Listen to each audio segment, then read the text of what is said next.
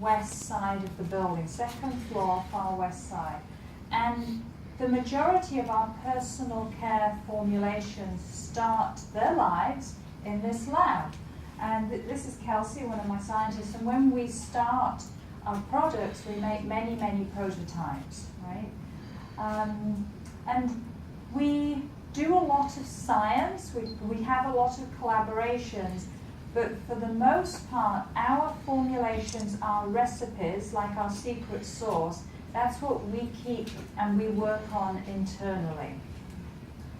So all of transformations, future serum, the formulations in Age Lock Me, they all started in this laboratory. And we literally cover the benches with prototypes. When we've got enough, we begin to torture the prototypes because we only want products that will be very successful and be very rigorous to get to our consumers. So we torture them, and by that they go to the stability lab and the micro lab, and we subject them to really high temperatures, freeze-thaw cycles.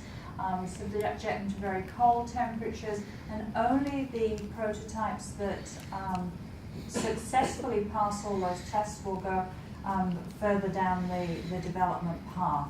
We also need to make sure that we have a robust preservation system, and that all of the products can withstand any contamination. So we test that in our microbiological lab. I mean, because the building's new, we've got some very nice, new ventilation systems, some really nice equipment that just help improve the environment and keep it nice and clean for doing a lot of this work. Our clinical lab is on the 3rd floor, and in our clinical lab for personal care, we do 2 very important types of tests. The first one is safety testing, and the second one is efficacy testing. So we obviously would, for personal care, you put the product on your skin, and we only want products that are safe to put on people's skin. So once we've got prototypes that have been through stability and been through micro, they're looking promising from those tests, we start by taking them through a barrage of different types of safety tests.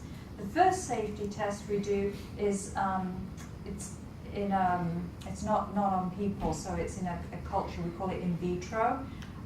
It's sort of in dishes, in plates, right? And we look for particular markers to ensure that these products are going to be safe to put on people. And then we go to a series of safety tests where we look for irritation, we do patch tests. So we build up gradually to ensure